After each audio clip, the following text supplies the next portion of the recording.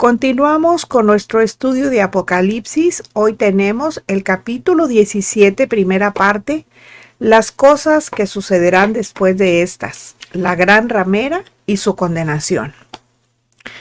Bueno, los sucesos que se refirieron entre los capítulos 6 y 18 no siempre guardan un orden cronológico. O sea, no van así de continuo, ¿verdad? Hay que entender que el ángel tenía una de las 7 copas de la ira del capítulo 1:1 y le dice a Juan en los capítulos 17 y 18, o sea, lo que le dice a Juan en los capítulos 17 y 18, no se cumplen al final del capítulo 16 como nos pudiera parecer, sino se cumplen mucho antes, es decir, en el periodo de los 7 años finales. La destrucción de la gran ramera se va a producir en algún momento entre el inicio y el auge del gobierno de la bestia anticristo junto con sus 10 mandatarios. Ahora bien, ¿quién o qué es esa gran ramera? La religión de rituales es el esfuerzo humano inspirado por Satanás pretendiendo llegar a Dios. Es el engaño del maligno con el cual el hombre pretende congraciarse de acuerdo a su sola justicia con un ser superior, es decir, con Dios. Poco después del diluvio universal, después de que los hombres empezaran de nuevo a multiplicarse sobre la tierra, poco a poco fueron manifestando más y más su naturaleza pecaminosa. Satanás conoce la profecía bíblica. Él intuía que un día en esta tierra Dios se haría carne y nacería de una virgen, y que también moriría en una cruz, porque Jesús vino a buscar y a salvar de la perdición eterna y el infierno a la humanidad. Porque el infierno no fue creado para el hombre, fue creado para el diablo y sus demonios. El diablo odia a Jesús y siempre ha deseado destruir la obra de Dios, o sea, su evangelio. Por esto, astutamente estableció su propio Cristo, estableció otro evangelio y otro espíritu para confundir y engañar a la humanidad. El enemigo de nuestras almas desarrolló un sistema religioso oculto que iba a controlar el mundo, un sistema en el que la gente podría creer, podría matar por él y hasta morir por él. El hombre es un ser espiritual.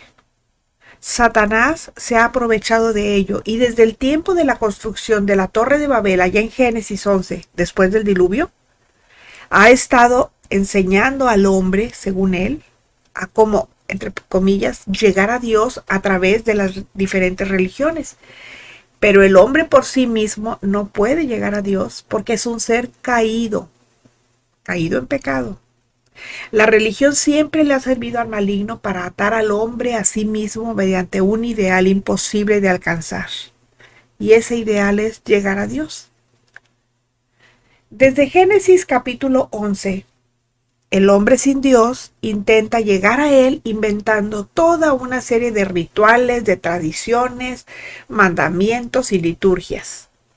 La gran ramera resume el ejemplo de todas las religiones inútiles encabezadas por la única de ellas que es mayoritaria y que osa llamarse, o sea, se atreve a llamarse a sí misma la única y verdadera iglesia de Jesucristo. Y según ella no hay salvación fuera de ella. Esto es el catolicismo romano y su papado. No podemos negar ni esconder de la vista el hecho de que sin duda alguna la iglesia romana, a la mal llamada católica por ellos, es la falsa iglesia de Jesucristo por antonomasia.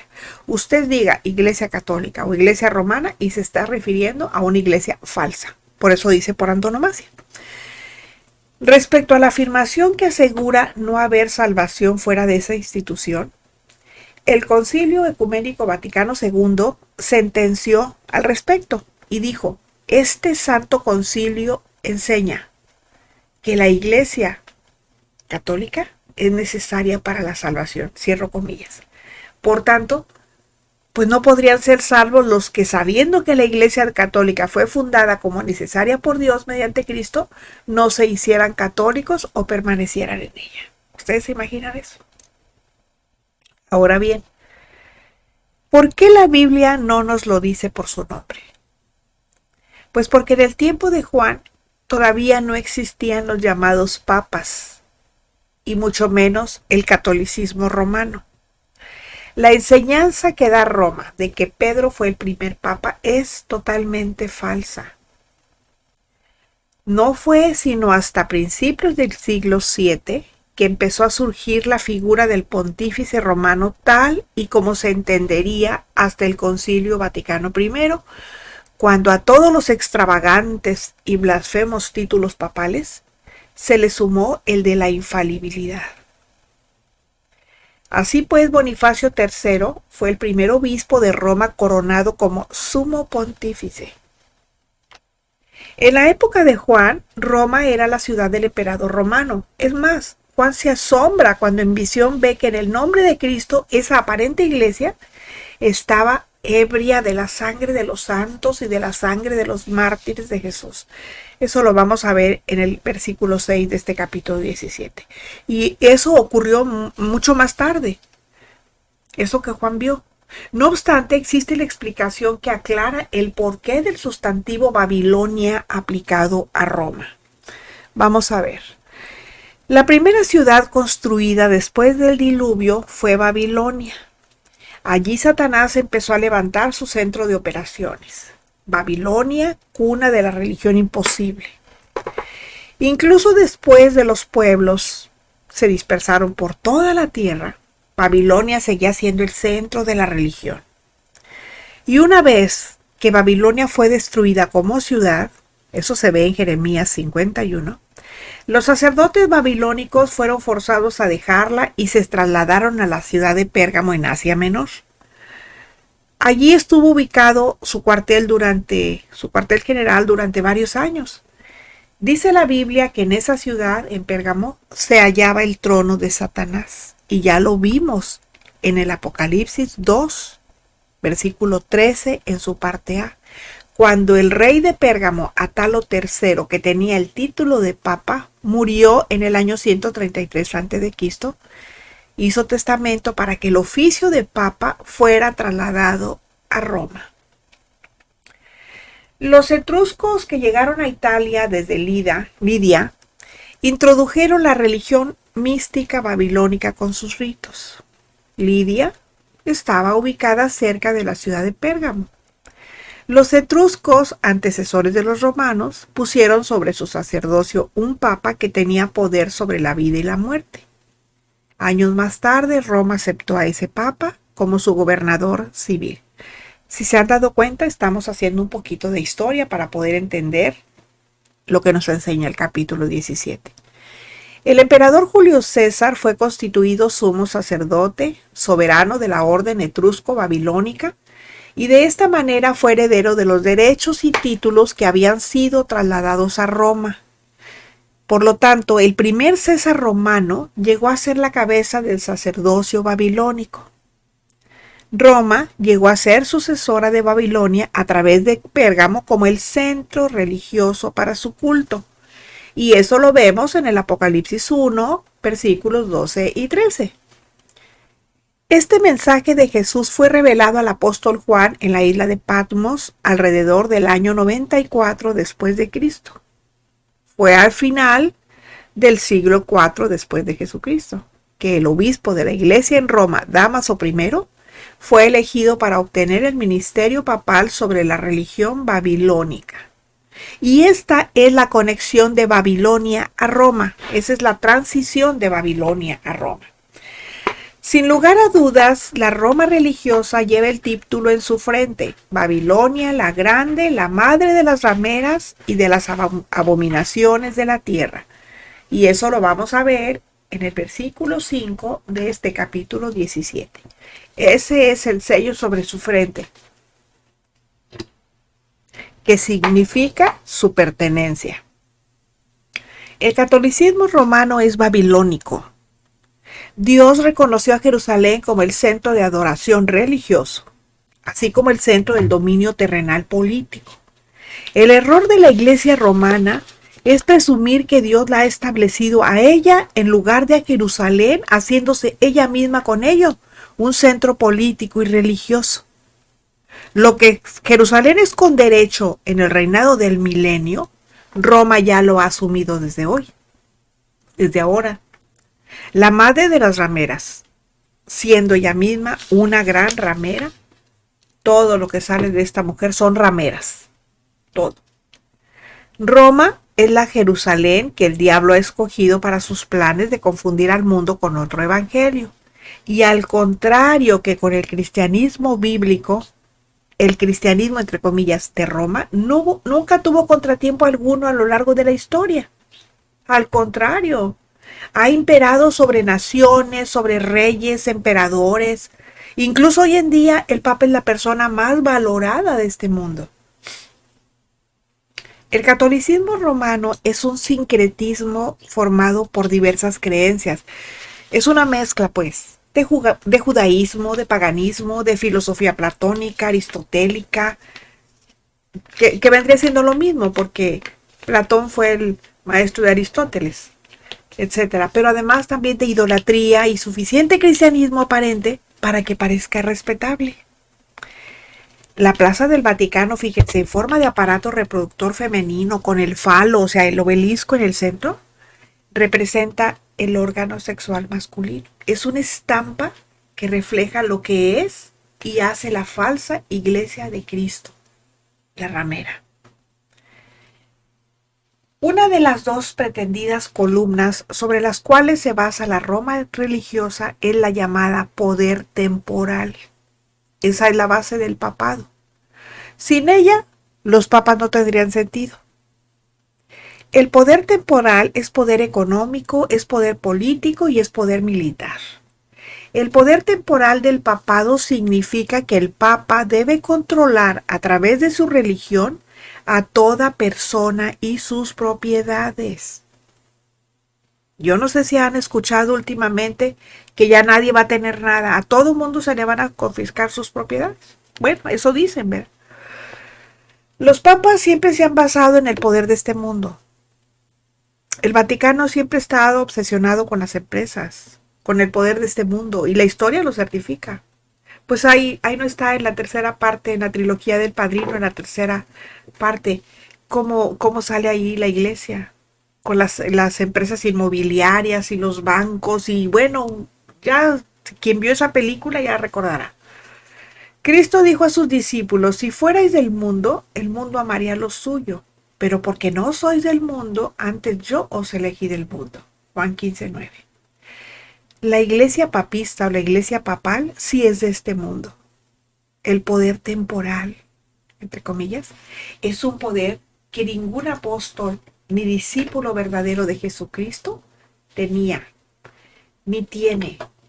La codicia, la Roma religiosa, porque ella sí es de este mundo. Por eso codicia ese poder temporal.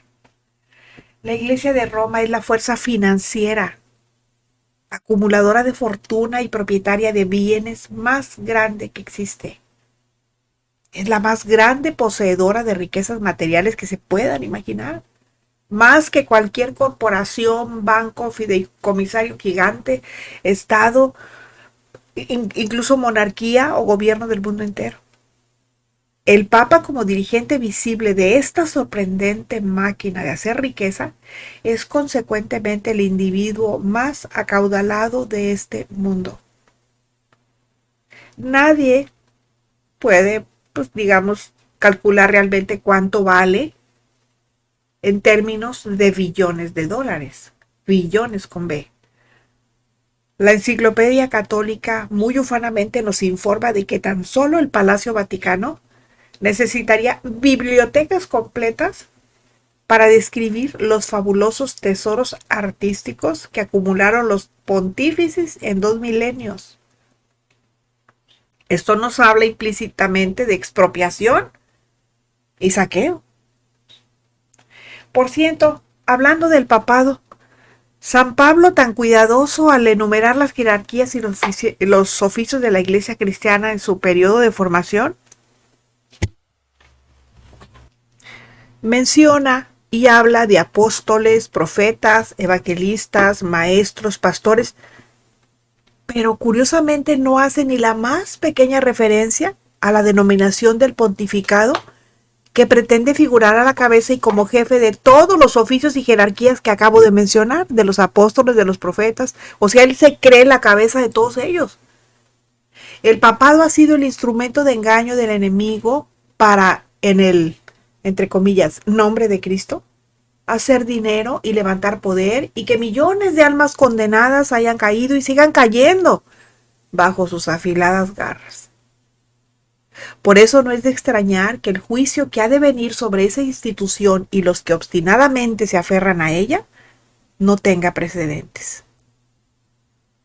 Pues en este capítulo nos vamos a tomar la libertad de ampliar el comentario cuando sea pertinente. Vamos al Apocalipsis 17:1, dice así: Vino entonces uno de los 7 ángeles que tenían las 7 copas y habló conmigo diciéndome: Ven acá y te mostraré la sentencia contra la gran ramera, la que está sentada sobre muchas aguas. Así se llama el capítulo, la gran ramera. Bueno, uno de los 7 ángeles portadores de la copa de las copas de la ira le va a comunicar algo a Juan. ¿Y por qué ha de ser justamente uno de los que llevan las copas? Bueno, pues porque es evidente de que el mensaje que va a dar el ángel tiene que ver con juicio de Dios. Por eso dice: ven acá y te mostraré la sentencia contra la gran ramera. Anticipadamente el ángel le va a mostrar la sentencia de condenación contra la gran ramera.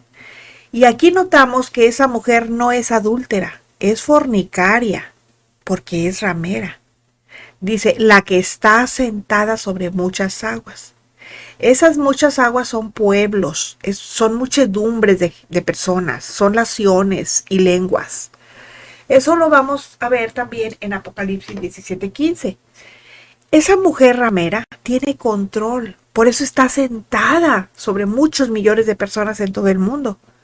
Y este es el caso de la iglesia de Roma, de su papado, de su religión, su poder y su dinero, porque está por encima de muchísimas gentes, muchísimas personas. Apocalipsis 17:2 dice: con la cual han fornicado los reyes de la tierra y los moradores de la tierra se han embriagado con el vino de su fornicación. Recordemos que los moradores de la tierra son los hombres sin Dios.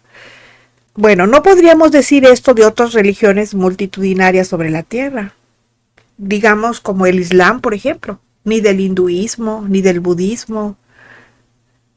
La religión o ramera con la que el poder secular, o sea, los reyes, los mandatarios, los militares, etcétera, más ha fornicado, con los que más ha mantenido relaciones ilícitas ante Dios, ha sido y sigue siendo la institución católico-romana, más que cualquier otra. Todos sus desmanes se han hecho en el nombre de Cristo.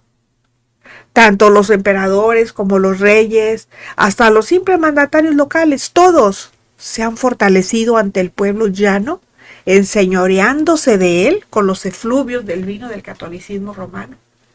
Y es en el nombre del Dios, o sea, del Dios católico, que se han cometido las más horribles atrocidades y se ha oprimido al pueblo. Este ha sido, entre otros, el fruto, o digamos, las obras del contubernio entre la Iglesia de Roma y las instituciones políticas. Ese es el resultado. Apocalipsis 17:3. Y me llevó en el espíritu al desierto, y vi a una mujer sentada sobre una bestia escarlata llena de nombres de blasfemia, que tenía 7 cabezas y 10 cuernos. El ángel traslada a Juan a un lugar concreto, y ese lugar es el desierto, que tiene un sentido de esterilidad. Carece de vida, es muerte. Ese desierto representa la muerte espiritual de los hombres presos por la gran ramera. Allí ve en visión una mujer. Juan ve en visión una mujer. Y esa mujer es la verdadera iglesia de Jesucristo, quien se representa también como a una mujer, solo que es una mujer virgen y pura, porque es la desposada de Jesucristo. En cambio, la que está sentada sobre la bestia escarlata es ramera, es lujuriosa. Esa es la que pertenece a este mundo. Lo primero que le llama la atención a Juan es el hecho de que esa mujer no está sola, sino que con ella hay una bestia, pero no está al lado de ella, sino que ella es la que monta a esa bestia. O sea, la mujer, o a la mujer más bien, la ve sentada, pero no solo sobre muchas aguas, sino también sobre una bestia. Y eso significa que está sentada sobre muchas gentes, pero al mismo tiempo sobre la bestia. Y esto nos habla de que ejerce dominio, dirigiendo a las muchedumbres, pero también a la bestia. Ahora bien, ¿quién es esa bestia? La descripción de esa bestia es igual a la del capítulo 13, versículo 1. Eso significa que esa bestia es el anticristo. Por lo tanto, la mujer en cuestión cabalga sobre el anticristo. O sea, la mujer ramera cabalga sobre el anticristo. Por eso ejerce dominio sobre las gentes. ¿Y sobre el anticristo también? Pues sí, pero solo por un tiempo. Como veremos, hasta que la bestia anticristo tome su lugar de predominio en el mundo junto con sus 10 mandatarios, que lo vamos a ver en el Apocalipsis 17:12 y que ya vimos en el capítulo 12, se mostrará como una persona muy religiosa y acatadora de los ritos, las liturgias y las tradiciones romanistas, mostrando una extrema y extraña sujeción al Papa de Roma. Miren, finalmente esa ha sido la característica de todos los mandatorios europeos desde el surgimiento del papado. Bueno, vamos ahora al Apocalipsis 17:4. Dice así: y la mujer estaba vestida de púrpura y escarlata y adornada de oro, de piedras preciosas y de perlas, y tenía en la mano un cáliz, o sea, una copa de oro llena de abominaciones y de la inmundicia de su fornicación. Púrpura y escarlata. Esos son los colores que definen a la jerarquía romana, o sea, a los altos mandos, digamos, a los machuchones de la iglesia romana. Y que vienen, eso, del tiempo de los Césares. Lo que esa mujer lleva es lo que lleva sobre todo la institución del Vaticano. Respecto a estas cosas, el modo como la mujer va vestida y aderezada, o sea, adornada, coincide de modo sorprendente con la pompa ostentosa de los altos dignatarios de las iglesias oficiales, o sea, no solo de Roma, sino también la llamada ortodoxa, y aunque en menor grado de la iglesia anglicana, o sea, son muy parecidos. La púrpura cardenalicia es ya una frase proverbial. Lo mismo puede decirse del aderezo de oro, o sea, de los adornos de oro, de las perlas y de las piedras preciosas que con tiaras, mitras y pectorales han estado cubiertos. En especial, fíjense, eso fue hasta el Concilio Vaticano II. Así que aquí la palabra nos está diciendo que esta mujer que encarna la religión pseudo cristiana por excelencia maneja dos poderes: la autoridad no solo sobre los pueblos, o sea, no solo sobre las gentes, sino sobre los dirigentes políticos y militares, porque va vestida de los colores tradicionales púrpura y escarlata de los césares de la antigua Roma, y el dinero. Y el dinero es fruto de acumular incontables tesoros, como son el oro, las piedras preciosas, las perlas, etc. Dice el texto que tenía en la mano un cáliz de oro, o sea, una copa de oro llena de abominaciones y de la inmundicia de su fornicación. Lo que contiene esa copa para dar a los poderes civiles y también al pueblo siempre ha sido las abominaciones, la fornicación espiritual, los ritos paganos, idolatría, mentira, falsedades, espiritismo. ¿Qué es eso? Es el rezo a los muertos. Digo, ahorita estamos muy ad hoc, ¿verdad? Con la temporada. Entonces el espiritismo no es más que eso, rezo a los muertos, a los santos, entre comillas, y a la Virgen, también entre comillas.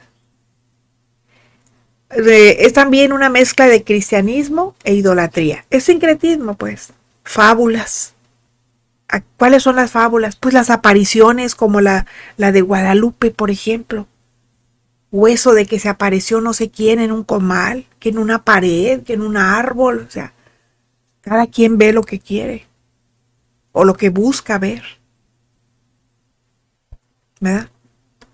Filosofía humanista, transacciones políticas y económicas con los reyes, con los emperadores, contubernios, guerras, y lo estamos viendo ahorita, asesinatos, muertes de herejes, según ellos, entre comillas, solamente porque no seguían lo que ellos querían, el pacto con inicuos. El hombre no puede pactar con Dios. Dios es el que pacta con el hombre, no el hombre con Dios, porque nosotros no podemos cumplir los pactos y los pactos se tienen que cumplir. Por eso, fíjense, el matrimonio es un pacto. Ante los ojos de Dios es un pacto. Ante los ojos de los hombres es un contrato civil, que eso es lo que se firma, pero ante Dios es un pacto. Bueno, pero también ellos practican las simonías. ¿Y qué es una simonía? Pues no es más que negociar con cosas espirituales como los sacramentos o los cargos eclesiásticos. Si usted quiere bautizar a un niño, le cobran. Si usted se quiere casar, le cobran. Por todo le cobran. Bueno, por cierto, la simonía, fíjense, fue uno de los principales pecados de la sociedad eclesiástica de la Edad Media. Bueno, pero dentro de las abominaciones y la fornicación espiritual están también los adulterios, las herejías, los engaños, hipocresías, nepotismo, falsedades, doctrinas de demonios, deificación del hombre, o sea, que quieren que el hombre, el papa es infalible, etcétera. La historia del papado está plagada de todas esas cosas y mucho más todavía, de cosas innombrables. Romanos 1:18 dice, porque la ira de Dios se revela desde el cielo contra toda impiedad e injusticia de los hombres que detienen con injusticia la verdad. Ninguna como la iglesia de Roma ha detenido tanto con injusticia la verdad. Se llama a sí misma baluarte de la verdad, y ni lo es, ni lo ha sido, ni lo será. Y desde que existe, no ha dejado de intentar impedir que la verdad llegue a las gentes sobre las cuales ha estado sentada durante siglos. Así es que, como veremos, la ira de Dios va a caer implacable sobre esa abominable institución. Ejemplo de eso, ¿qué es? Los esfuerzos titánicos que Roma siempre ha hecho para detener y destruir la Reforma. Y ha llevado a muchos evangélicos a la muerte a través de su nefanda Inquisición. Ha detenido la verdad, ha levantado ritos paganos e idolátricos de las procesiones de Semana Santa. Eso es una respuesta al incipiente auge del evangelio en el tiempo de la Reforma, hasta devastar las iglesias y matar a los misioneros. El mismo espíritu del Imperio Romano es el que lleva en la sangre esa mujer ramera. Roma vincit, Roma conquista. Y esto es porque cabalga con la fuerza del poder político militar. Bueno, de hecho el espíritu del Imperio Romano, o sea, la cuarta bestia de Daniel, solo cambió de estrategia cuando vino a convertirse en la Roma religiosa, porque se refugió en el seno de los reyes y los emperadores. Pero pronto resurgirá en este mundo por muy poco tiempo, capitaneado por la bestia anticristo, eso sí, en todo su esplendor. Apocalipsis 17:5. Y en su frente un nombre escrito, un misterio, Babilonia la grande, la madre de las rameras y de las abominaciones de la tierra. Eso nos dice de la mujer ramera que en su frente llevaba el nombre que hemos leído. Babilonia la grande, la madre de las rameras y de las abominaciones de la tierra. Esto significa que la gran ramera pertenece a Babilonia la grande, que es la suma de toda la maldad manifestada en este mundo desde que la religión sin Dios empezó en Babilonia. Y como ya sabemos, esa gran ramera que vimos en el versículo 1, de este capítulo, es la Roma religiosa del versículo 18. Y ese título o sello define su misma esencia, ya que al decir Babilonia la grande, en lugar de simplemente decir Babilonia, pues se entiende que esta Babilonia es mucho más grande que la Babilonia real del pasado, o sea, la que inició, pues. Babilonia significó el mundo bajo el maligno, de primera de Juan 5:19 en su parte B. Cuando Juan fue inspirado a escribir su libro, la antigua Babilonia como ciudad en la actual Irak, porque ahí era Babilonia, primero fue Mesopotamia, luego fue Babilonia, precisamente, y ahora es Irak, ya hacía mucho tiempo que había dejado de existir. Casi ni ruinas había. Dice Isaías 13, 19 y 22, eso es lo que dice. Jeremías 51, 62. Si quieren leerlo, pues ahí lo pueden leer. La ciudad fue destruida, pero la religión de la ciudad no.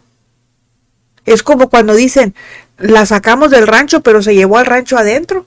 Así pasó con esto. Se acabó la ciudad, pero las gentes se llevaron a su religión adentro. Ahora bien, ¿qué relación existe entonces entre aquella Babilonia y la llamada la Grande? ¿Por qué la Babilonia nos recuerda a la Babilonia antigua, cuna de la religión apóstata? Bueno, para dar respuesta a este misterio, vamos a volver la vista atrás, a partir del tiempo de la incipiente Babilonia, y ver qué se gestó allí. Bueno, después del diluvio dice la Biblia en Génesis 11:1 que tenía entonces toda la tierra una sola lengua y unas mismas palabras. Y dice que emigraron del oriente y fueron todos a otro lugar. Dice, y aconteció que cuando salieron de oriente hallaron una llanura en la tierra de Sinar y se establecieron allí. Fue en esa tierra, Sinar, donde la ciudad de Babilonia fue construida. Esa tierra se llegó a conocer más adelante como Babilonia y Mesopotamia. Pero antes fue Mesopotamia, antes de Babilonia. Primero fue Mesopotamia y después Babilonia. Los ríos Tigris y Éufrates habían almacenado ricos depósitos de tierra que podían producir grano en abundancia. Pero había una desventaja, que estaba poblada de fieros animales salvajes y mataban a muchos. Y aquellas gentes pues pedían que surgiera alguien que les librara de ese mal.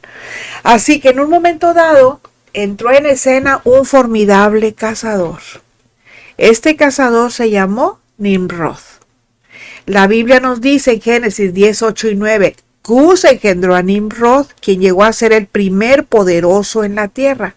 Este fue vigoroso cazador delante de Jehová, por lo cual se dice así, como Nimrod, vigoroso cazador delante de Jehová. Este poderoso cazador cautivó las mentes de aquellas gentes. Nimrod era tan poderoso y tan grande la impresión que causó en la mente de las personas, que actualmente el Oriente está lleno de tradiciones de sus extraordinarias proezas. Nimrod era un hábil estratega. Organizó la protección de las ciudades a base de murallas y así fue estableciendo su propio reino. Y la Biblia certifica estas palabras en Génesis 10:10 que dice, y fue el comienzo de su reino Babel, Erec, Akkad y Calne en la tierra de Sinar. Este fue el primer reino que hubo después del diluvio. Bueno, hasta aquí no hay nada que criticar. El problema es que Nimrod no fue un hombre nada temeroso de Dios. O sea, él no le temía a Dios, no lo respetaba, pues. Y la palabra que emplea la Biblia para poderoso realmente se traduce por tirano. Así como la palabra Nimrod significa rebeldía. Entonces, Nimrod enseñó a las gentes a rebelarse contra Dios. Y cuando la Biblia dice de Nimrod, este fue vigoroso cazador delante de Jehová, o sea, delante, esa frase, en realidad debería de traducirse por contra. Y entonces habría que traducirlo por contra, o sea, contra Jehová. Nimrod, seguro de su poder sobre todos, levantó satánicamente inspirado un nuevo culto religioso. Eso es lo malo de andar alabando a las personas. Ay, que usted, mire, ay, pastor, ay, profeta, que si no ha sido por usted, no, hombre, mire qué bonito predica, qué bonito me enseña, qué bonito me explica. Porque la gente no está preparada. Nosotros tenemos mucho ego todavía. Y nosotros debemos de tenerle miedo a los que nos alaban, no a los que nos critican. No, qué bueno que nos critiquen. No, ya cuando andan alabando a la persona, malo el asunto. Si tantito quieren, apenas se suben a un ¿cómo se llama? Un mosaico y ya estar ahí bien mareados. Imagínense con todas esas cosas. No, olvídense. No, es muy malísimo, malísimo esto. Bueno, o sea, Nimrod fue un rey sacerdote, levantando idolatría, cometiendo abusos y atrocidades de la peor clase. Él fue quien inició todo el culto idolátrico del Oriente. Satanás le usó como él quiso, porque al rebelarse contra Dios se puso enteramente en las manos del enemigo de nuestras almas. Cuidado con rebelarnos contra Dios, porque le estamos haciendo el caldo gordo al enemigo de nuestras almas. Bajo Nimrod, la astrología se desarrolló y no estoy diciendo astronomía, digo astrología. Se desarrolló y se sentaron las bases para la magia negra y blanca, como que si hubiera colores para decir lo que está bien y lo que está mal. La magia es mala y se acabó. Él desarrolló el culto a Moloch, tan difundido entre los cananitas y desgraciadamente también en Israel por un tiempo. Finalmente, Nimrod murió asesinado y el pueblo lo lloró, pero su culto religioso, que había iniciado él, la religión babilónica, prosiguió.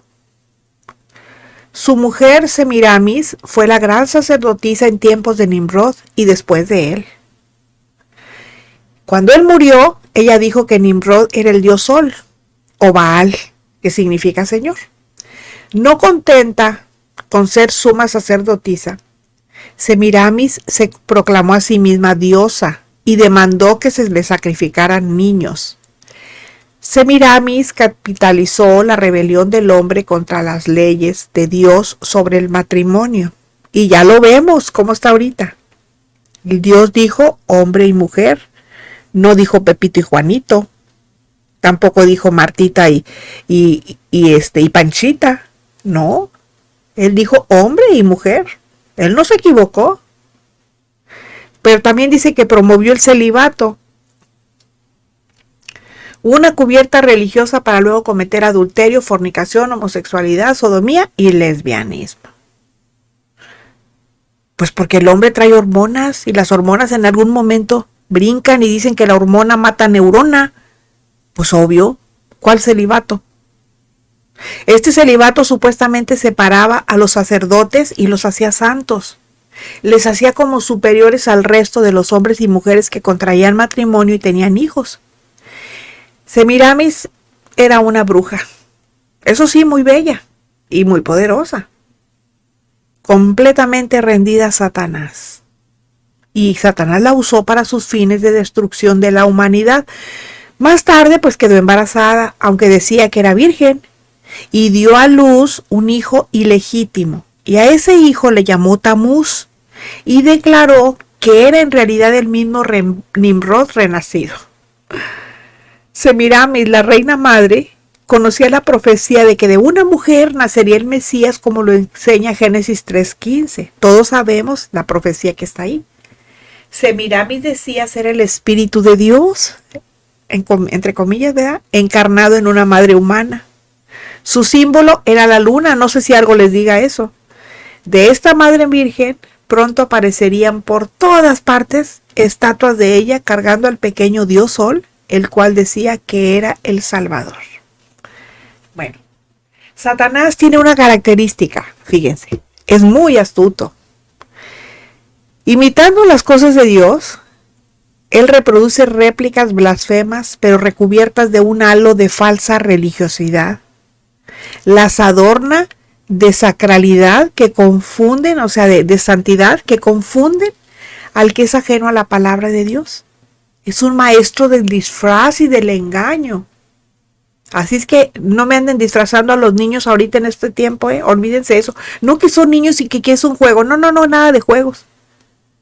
No en vano el Señor Jesús le llama el padre de toda mentira. Satanás sabía mucho del plan divino, ¿eh? Fue así que comenzó a falsear lo que Dios iba a hacer en su tiempo, siglos antes de la venida de Jesús. Esa diosa, entre comillas, Semiramis, reclamaba que su hijo fue concebido de una forma sobrenatural y que él era la simiente prometida, decía ella, el salvador del mundo. Al mismo tiempo reclamaba la misma adoración, no solo para el hijo, sino para ella como su madre. Como ahora se le adora a Dios, pero pues también a la madre. Y déjenme decirle que la madre jamás ha escuchado ni una oración, ni una adoración, ni una alabanza, porque ella no oye, porque ella no es mediadora entre Dios y los hombres, y tampoco entre nosotros y Jesucristo. No nos equivoquemos. Las historias de Nimrod, Semiramis y Tamuz circularon por todo el mundo. Ese culto se hizo popular y empezó la mitología, o sea, empezó la mentira. Según la cultura, se adoptaron diferentes nombres y llegaron a ser lo que nosotros conocemos como la Sagrada Familia. Nosotros conocemos a una Sagrada Familia que es Padre, Hijo y Espíritu Santo, pero ellos no, ellos eran Nimrod, Semiramis y Tamuz. Semiramis llegó a ser conocida como la reina del cielo. ¿Les dice algo eso? Satanás utilizó a sus demonios para que produjeran apariciones. ¿Y qué tal eso? Por todo el mundo, de esa Virgen Madre, según esto, las cuales llamaron y llaman milagros, entre comillas. Estas visiones y apariciones han ocurrido en las religiones paganas bajo los nombres de Venus, de Diana, de Isis, etc. Pero también más adelante en el catolicismo romano a través de la denominada Virgen, entre comillas, como la de Guadalupe, María, San Juan de los Lagos, Lourdes, Fátima, Macarena y miles más. Satanás lo ha hecho considerado no solo las culturas, sino también las razas. En definitiva, miren, en cada rincón del mundo hay una de esas. Y quien piense que Satanás no tiene poder para hacer cosas, se equivoca mucho. Satanás usó esos trucos para engañar. A muchos ya los ha engañado y los sigue engañando. Tienen la evidencia y ellos siguen creyendo las mentiras. Todos ellos son personas que no buscan al verdadero Dios, solamente buscan lo que les conviene. Continuamos la próxima semana.